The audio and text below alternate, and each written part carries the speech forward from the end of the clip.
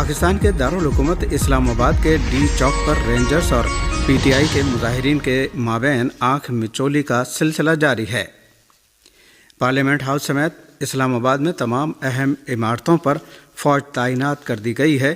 انتشاریوں اور شرپسندوں کو موقع پر گولی مارنے کا حکم دے دیا گیا ہے۔ مشیر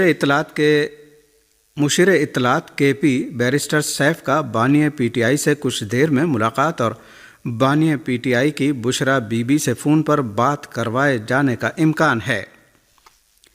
ذرائع کا کہنا ہے کہ بانی پی ٹی آئی کی جانب سے اشارہ ملنے کے بعد پی ٹی آئی کی قیادت سنگجانی پر دھرنے کے لیے رضامند ہے۔ بشرا بی بی گزشتہ روز سے سنگجانی کے بجائے ڈی چوک جانے پر ڈٹی ہوئی ہیں۔ دریں اثنا وزیر اعلیٰ خیبر پختونخوا علی امین گنڈاپور نے کہا ہے کہ بانی پی ٹی آئی کے احکامات آنے تک ہم ڈی چوک سے آگے نہیں جائیں گے۔ اسلام آباد میں کمپلیکس چوک پر کارکنوں سے خطاب میں وزیر اعلیٰ خیبر پختونخوا نے کہا کہ بانی پی ٹی آئی نے ہمیشہ پرامن رہنے کا درس دیا ہے۔ انہوں نے کہا کہ بانی پی ٹی آئی کے احکامات آنے تک ڈی چوک سے آگے ہم نہیں جائیں گے۔ اس سے پہلے خیبر پختونخوا سے آنے والے پی ٹی آئی قافلوں کے شرکاء اسلام آباد کے ریڈ زون پہنچے، جہاں ان کی مختلف مقامات پر پولیس سے جھڑپیں ہوئیں جو بدستور جاری ہیں۔ پولیس کی جانب سے مظاہرین پر آنسو گیس سے شیلنگ کی جا رہی ہے، جبکہ مظاہرین کی جانب سے بھی پولیس پر شیلنگ اور پتھراؤ کیا گیا ہے۔ ڈی چوک پہنچنے والے پی ٹی آئی کے 200 سے زیادہ کارکنوں کو رینجرز نے پیچھے دھکیل دیا ہے، جبکہ بشرا بی بی اور گنڈاپور جناح ایونیو پر 7th ایونیو کے مقام پر پہنچ گئے ہیں۔ اس سے پہلے اسلام آباد میں سری نگر ہائی وے پر چند افراد نے رینجرز اہلکاروں پر گاڑی چڑھا دی، جس کے نتیجے میں 3 رینجرز اہلکار جاں بحق ہو گئے، جس کے بعد وفاقی دارالحکومت اسلام آباد میں فوج کو طلب کر لیا گیا اور شرپسندوں کو دیکھتے ہی گولی مارنے کے احکامات دے دیے گئے۔ سیکورٹی ذرائع نے دعویٰ کیا ہے کہ شرپسندوں کی جانب سے قانون نافذ کرنے والے اداروں پر حملہ کیا گیا، جس کے نتیجے میں 5 اہلکار جاں بحق ہوئے، جن میں 2 پولیس اہلکار بھی شامل ہیں۔ پی ٹی آئی کے احتجاج اور حکومت کی جانب سے احتجاج کو ناکام بنانے کے لیے راستوں کی بندش سے اسلام آباد کی 5 پروازیں منسوخ کر دی گئی ہیں۔ اسلام آباد میں بڑھتی ہوئی کشیدگی پر وفاقی وزیر اطلاعات عطا تارڑ نے کہا ہے کہ ریاست کے صبر کا امتحان نہ لیا جائے۔ ریاست کا صبر ختم ہونے کا انجام بھیانک ہوتا ہے۔ اسلام آباد میں گفتگو کرتے ہوئے عطا تارڑ نے کہا کہ پی ٹی آئی کے مظاہرین واپس چلے جائیں۔ بشرا بی بی لاشیں گرانے کی منصوبہ بندی کر کے آئی ہیں۔ حزب اللہ لبنان نے شام کے مقبوضہ علاقے جولان میں غاصب صہیونی حکومت کے الفوران فوجی اڈے پر پہلی بار میزائل حملہ کیا ہے۔ حزب اللہ نے بتایا ہے کہ مقبوضہ جولان میں الفوران ملٹری بیس شام کے مقابلے میں صہیونی فوجیوں کا ایک اہم اڈہ ہے۔ حزب اللہ لبنان نے کہا ہے کہ ایک دن میں مقبوضہ فلسطین میں صہیونیوں کے مراکز پر 350 سے زیادہ میزائل فائر کیے گئے، جن میں سے 17 میزائل تل ابیب پر گرے ہیں، اور ان میزائل حملوں کے نتیجے میں 40 لاکھ صہیونی آبادکار پناہ گاہوں میں جانے پر مجبور ہو گئے۔ حزب اللہ نے بتایا کہ اس کے مجاہدین نے پیر کی شام جنوبی لبنان کے شہر الخیام میں غاصب صہیونی فوجیوں کے جمع ہونے کے ایک مرکز پر بھی کئی راکٹوں سے حملہ کیا ہے۔ حزب اللہ لبنان نے بتایا کہ جنوبی لبنان کے شما گاؤں کے مغرب میں صہیونی فوجیوں کا ایک مرکبہ ٹینک ایک گائیڈڈ راکٹ کا نشانہ بن کر تباہ ہو گیا اور اس میں موجود سبھی صہیونی فوجی ہلاک اور زخمی ہو گئے۔ کچھ دیر پہلے بھی حزب اللہ نے صہیونی فوج کی گولانی بریگیڈ کے کمانڈ ہیڈ کوارٹر پر میزائل حملہ کیا ہے۔ غزہ میں صہیونی دشمن اور اس کی فوجی گاڑیوں پر تحریک حماس کے فوجی بازو القسام بریگیڈ کے حملوں کا سلسلہ بدستور جاری ہے۔ تحریک حماس کے فوجی بازو القسام بریگیڈ نے اعلان کیا ہے کہ غزہ کے شمال میں بیت لاہیہ میں طیبہ مسجد کے قریب ایک مکان میں صہیونی پیدل فوجی اہلکاروں کے اجتماع کو نشانہ بنایا گیا، جس میں کئی صہیونی فوجی ہلاک اور زخمی ہو گئے۔ تحریک حماس کے فوجی بازو القسام بریگیڈ نے الحطبیہ میں صہیونی حکومت کے ایک مرکبہ ٹینک کو بھی الیاسین 105 قسم کے میزائل سے نشانہ بنایا۔ القسام اور قدس بریگیڈ نے مشترکہ طور پر نتظاریم میں صہیونی دشمن کے ایک ہیڈ کوارٹر پر بھی حملہ کیا ہے۔ دوسری جانب صہیونی ذرائع نے بھی جبالیہ کیمپ اور بیت لاہیہ میں فلسطینی مجاہدین اور صہیونی فوجیوں کے درمیان لڑائی جاری رہنے کی خبر دی ہے۔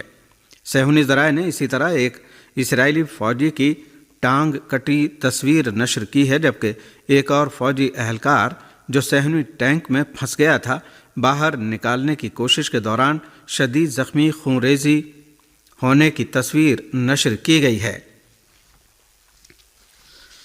اقوام متحدہ میں برطانیہ کے مستقل مندوب نے غزہ کے مظلوم عوام کے خلاف جنگ میں لندن کی جانب سے اسرائیلی حکومت کی بھرپور حمایت کے باوجود کہا ہے کہ غزہ میں انسانی صورتحال ناقابل قبول ہے اور ہمیں غزہ اور لبنان کی جنگوں کے خاتمے کے لیے باہمی تعاون جاری رکھنا چاہیے۔ برطانیہ اس وقت اقوام متحدہ کی 15 رکنی سلامتی کونسل کا سربراہ ہے اور اقوام متحدہ میں اس ملک کی سفیر باربرا ووڈ وارڈ نے غزہ کی صورتحال کو ناقابل قبول قرار دیتے ہوئے کہا ہے کہ غزہ کے بعض علاقوں میں قحط و بھوکمری پھیل سکتی ہے اور سردیوں میں ناقابل تصور مشکلات جن کا بچوں سمیت لاکھوں عام شہریوں کو سامنا ہے مزید بڑھ جائیں گی۔ باربرا ووڈ وارڈ نے دعویٰ کیا کہ اسرائیل کے پاس انسان دوستانہ امداد روکنے کا کوئی بہانہ نہیں ہونا چاہیے اور ہمیں غزہ کے عام شہریوں کو مزید بہتر تحفظ فراہم کرنے اور وہاں خدمات فراہم کرنے والے اقوام متحدہ کے کارکنوں کو سیکورٹی فراہم کرنے کی ضرورت ہے۔ سلامتی کونسل کی برطانوی سربراہ نے کہا کہ فوری اور بلا شرط جنگ بندی اور قیدیوں کی جلد سے جلد رہائی اس امر کے عملی جامہ پہننے کا بہترین راستہ ہے۔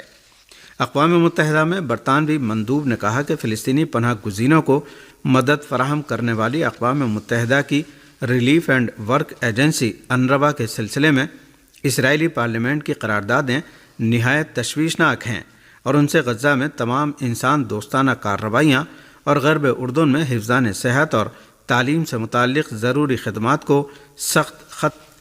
آج ہندوستان میں یوم آئین منایا جا رہا ہے۔